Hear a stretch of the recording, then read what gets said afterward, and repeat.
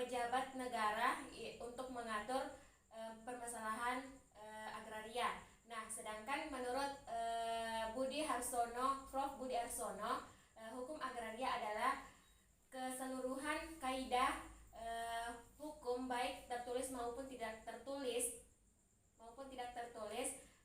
yang mengatur bumi, air, ruang angkasa dan kekayaan alam yang terkandung di dalamnya. Pertanyaan kedua itu, apa tips-tips yang bisa Anda bagikan ke masyarakat agar terhindar dari mafia tanah? Nah, adapun tips-tips yang dapat saya berikan kepada masyarakat agar terhindar dari mafia tanah yaitu ada beberapa. Yang pertama, ketika masyarakat memiliki tanah, alangkah baiknya memanfaatkan tanah tersebut dengan sebaik mungkin sehingga orang lain tidak dengan mudahnya mengakui tanah yang kita miliki. Dan yang kedua itu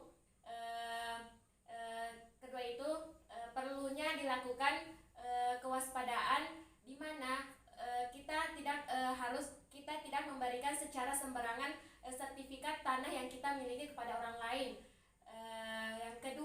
Yang ketiga, apabila kita ingin membeli tanah, alangkah baiknya kita bertemu langsung kepada pemilik tanah.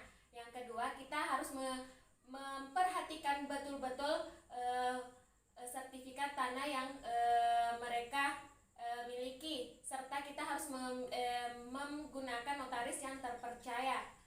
Seperti itu. Pertanyaan ketiga itu, sebutkan dan jelaskan permasalahan pengadaan tanah. Nah, adapun beberapa permasalahan yang sering kali muncul dalam pengadaan tanah. Yang pertama itu legalitas tanah, yang mana yang hanya sebatas pernyataan hak atas tanah sehingga bukti yang dimiliki tidak berkekuatan pada hukum yang kuat, di mana keadaan masyarakat mengenai pengadaan akan kepemilikan tanah yang diiringi dan dengan legalitas inilah menimbulkan konflik antara masyarakat dan badan hukum dan instansi pemerintah. Dengan legalitas yang kurang kuat ini dapat terjadinya sengketa tanah. Dan yang kedua itu permasalahan yang kedua itu tumpang tindih lahan antara perusahaan dan lahan milik masyarakat, di mana masyarakat yang tidak memiliki surat tanah dan hanya mengandalkan saksi masyarakat atau